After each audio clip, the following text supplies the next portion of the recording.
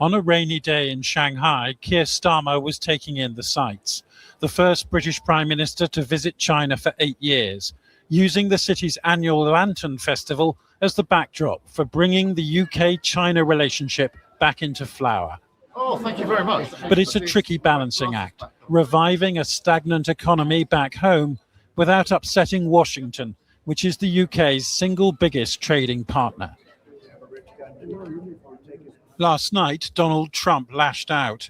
He was attending the premiere of his wife Melania's documentary, and one question provoked a flash of anger. What do you think about the UK getting into business with China? Keir Starmer is in Beijing. Well, it's very dangerous for them to do that, and it's even more dangerous, I think, for Canada to get into business with China.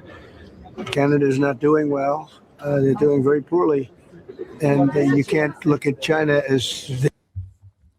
Very, very valid point right there, smack bang on.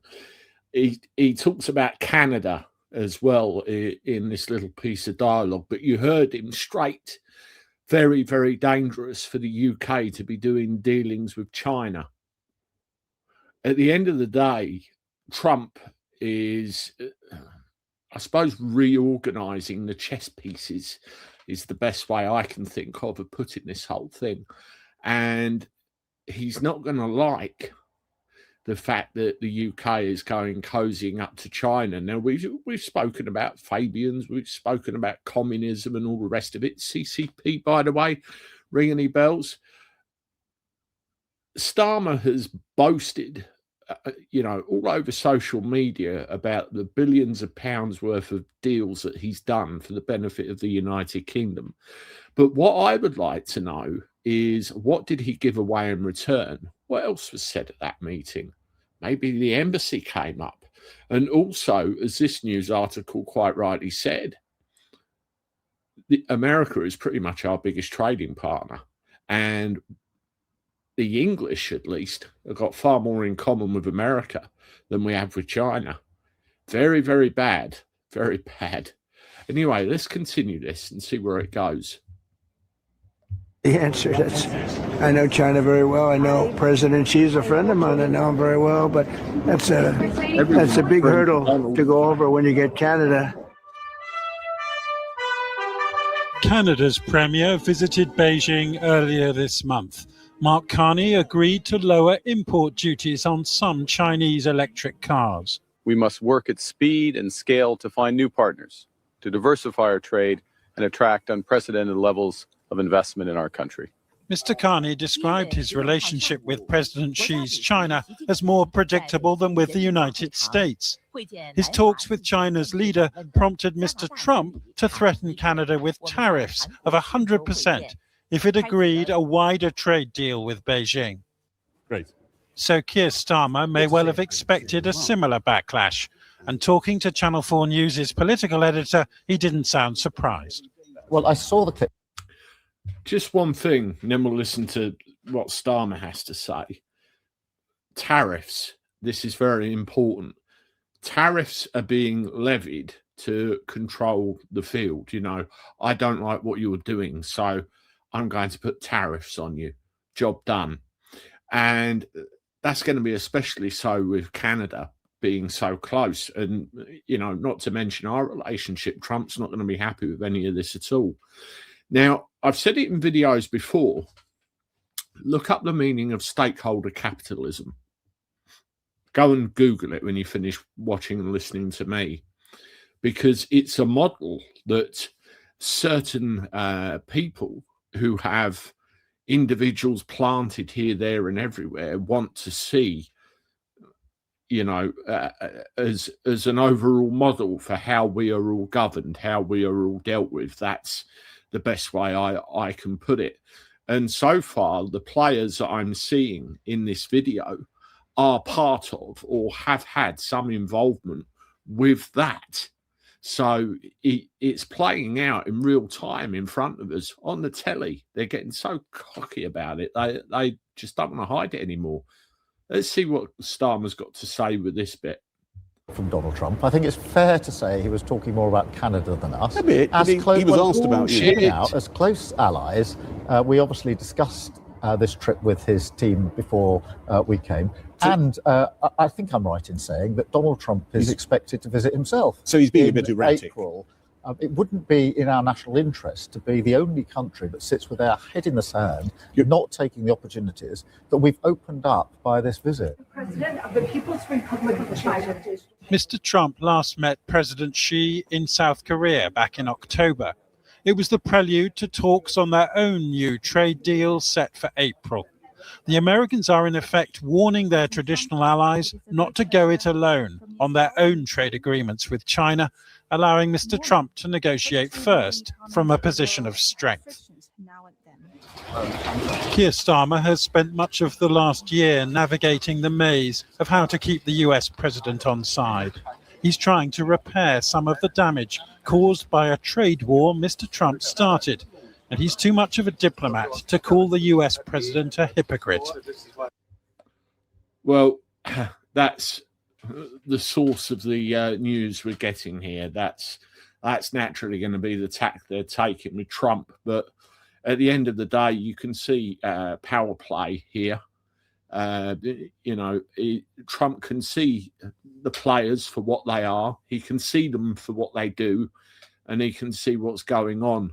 And as I said, he's very much America first. And none of this is going to play well in his eyes. None of it is going to play well at all.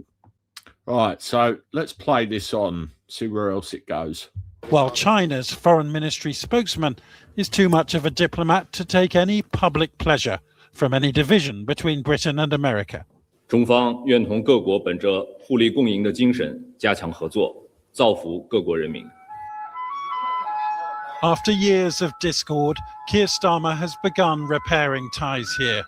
In return, the Chinese have lifted their travel ban on 6 British members of parliament who'd accused China of genocide against the Uyghur minority. His critics back home say the Prime Minister is kowtowing, but even they would admit that China is too important to ignore. It's so easy to become a podcaster with Riverside. You just need a concept and a way to record it. First, go to Riverside. I'm now joined by Ben Bland, the director of the Asia Pacific program at the think tank Chatham House. Before we listen to him, what very much interests me, if you look at China, for example, the technology is unbelievable. The streets you can see with just that little bit of footage there, so clean, absolutely spotless, right? And they're so efficient.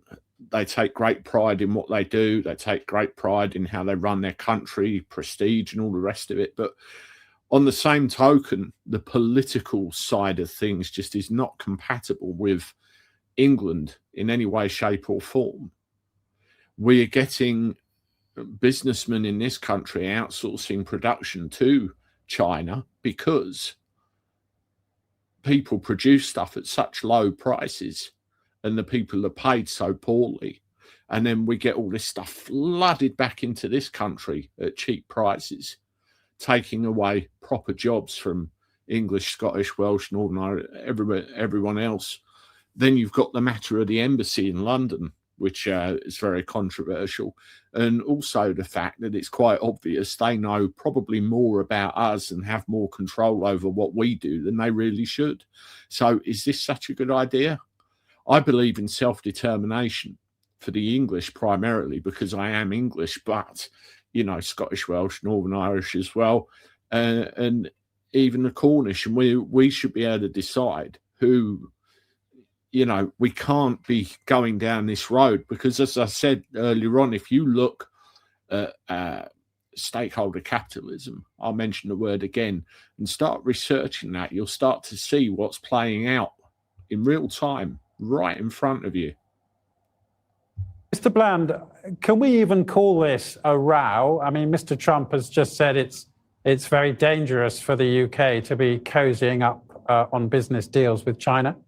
I think it's pretty standard business for Donald Trump's daily utterances in interviews and on social media. So I think we shouldn't pay too much heed to it. The UK needs a foreign policy that's in our national interests focused on the things that we want to achieve with all our partners around the world. And obviously, our national interest. Is it really in our national interest that we go cozying up to the Chinese? Let me know in the comments. We need to listen to what the US says, but it doesn't necessarily mean we need to follow all their advice, especially as it seems to change very frequently these days. But Mr. Trump is going to Beijing himself in April, as Keir Starmer has pointed out. Doesn't the US president have a point that if individual countries negotiate their trade agreements before America does, then that weakens Mr. Trump's own negotiating position as effectively the leader of the free world? That's rather hypocritical. Hypocrisy being, of course, a very important principle of international relations. We know that President Trump himself has been playing off all his allies against each other, trying to make them cut the best deals with him for his own benefit. And the US itself, as you're alluding to, is seeking to actually expand its economic relationships with China in certain areas, even while it's continuing to compete on other fronts. So I don't think that the UK is doing anything to undermine the US position. Their economy is far bigger than ours. And I think there's space for us to engage with China. I do think we need to be cautious in what we do with Beijing because of security concerns, because of concerns about China's competition with our economy and the fact that they have a very different outlook on the world. But I think we need to focus on our own concerns and managing those risks in British interests, not in US interests, which, as I said, under the current administration seem to change rather frequently. But it does. I think one of the things that interests me about all of this is that idea of trade. Trump saying, you shouldn't do this because you'll undermine what I'm going to do. And this geezer on the right-hand side in this interview claims or talks about, leader of the free world. I think Trump, as I said at the beginning, is moving all the chess pieces or repositioning all the chess pieces. And all he will be concerned about is what's best for America, what's good for the United States, for their coffers, for their economy. And if the little fish are swimming around, making deals with other larger superpowers who could in turn, they should be doing a deal with the United States instead. It's not going to be looked at very well, is it? That's what's going on. Now, what you've got to realize with Channel 4, like any others, the very establishment, anybody that comes in who gives a modicum of not going with the establishment view, they're going to be called hypocrites and all sorts of things. So I consider this a little bit biased, but let's go and have a look. Seems some sort of economic realignment is underway as countries realize how unpredictable President Trump is. Then President Xi of China looks quite predictable by comparison. I mean, is that part? I think part of Trump's mystique is his unpredictability. Part of Keir Starmer's calculation here. China is definitely a very difficult partner. It pursues its own interests quite aggressively, but it is, as you're saying, quite predictable in how it's going to go about doing that, where we have a lot of volatility coming out of the US at the moment. From my perspective, we need to acknowledge that Donald Trump is the product of democratic elections in the US. And I think there's been a longer-term shift in the US towards a more unilateral, transactional, deal-focused foreign policy and economic policy. I think that's going to continue after Trump. And in that environment, I think the UK certainly needs to expand its economic and other relationships, not just be reliant on the US. But that, I think, shouldn't mean that we turn all our attention to China either, with whom we have plenty of challenges as well. I think it's about getting balance in these relationships and making sure we're expanding partnerships with other countries. And in Beijing itself, are they going to be delighted that there is an appearance of a split in the West, with Mr. Trump effectively slagging off the Canadians for trying to strike their own trade deal, taking a swipe at Keir Starmer too? Yeah, I think that's probably accurate, to be fair. Both superpowers, both the US and China, are kind of obsessed with each other, right? And they tend to view their relationships with other countries partly through the lens of their own competition. And certainly, I think when China looks at the UK, it sees it as a subsidiary in this broader US alliance system. And anything they can do to throw stones into the spokes of the US alliance system, I think is beneficial. But in this case, where it's the US president himself who seems to have taken aim at allies, I think that's certainly in their interest. I suppose the real risk here. I want to show you something very quickly. Now, one thing that Trump is going to be aware of is what these so-called leaders of these other nations are up to, and how all the parts and pieces go together. He'll see it all. He will see absolutely all of it. Have a look at this. See, World Economic Forum special address. This is the kind of thing that's going on, and it's playing out in public view. And you've got Starmer, and you've got other associates as well. It's all an overriding, I suppose you could call it, agenda or policy playing out. And Trump is going to be seeing all this and thinking, well, how is this conducive? How is this good for America? How is this good for America? And I say again, like I mentioned earlier, what you have to consider is there is a way of doing things when you run a country or where you govern a country, which happens in a particular way. And what they want or what these people want is a model by which they can govern, they can run. It's all the same, and it all works. China is very much, that model. And, I mentioned the whole capitalism thing. Go and have a look. It's very vital. Is that if China thinks the West is divided, then it may invade, take back Taiwan in the belief that not everybody is going to rally to America's side in response. I think when it comes to Taiwan, there are probably other calculations. I think they're much more focused on what the US would do, because it's only really the US that has forces forward deployed near Taiwan, in Japan and other Asian bases that Washington still operates to this day. It's only the US that has the military might really to oppose China on the Taiwan question. But do you take my point that the Chinese may see some economic realignment with Britain, France, Canada, Germany? The German chancellor is going to Beijing quite soon, as some kind of ballast against what they might be about to do militarily?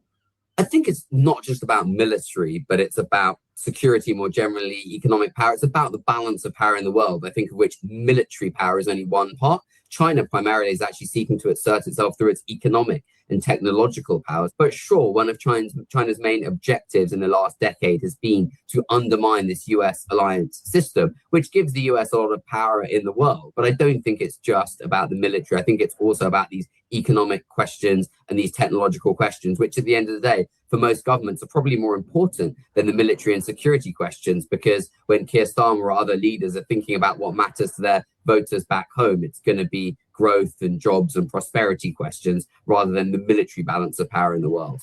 Ben Bland, thank you very much indeed for joining us. Thanks so much. Well, that is the end of that. Now, if you look at it from beginning to end, Starmer's gone over to China and he's had conversations. He's come back and said, I've done billions of pounds worth of deals for the advantage of Great Britain. Really? What are they? What is it? What does it give us? At the end of the day, we see a situation where our markets are absolutely flooded with stuff from China already, probably to their advantage. If we get on the nerves of America too much, we're going to end up with a situation where there'll be tariffs involved at bare minimum. Trump is America first.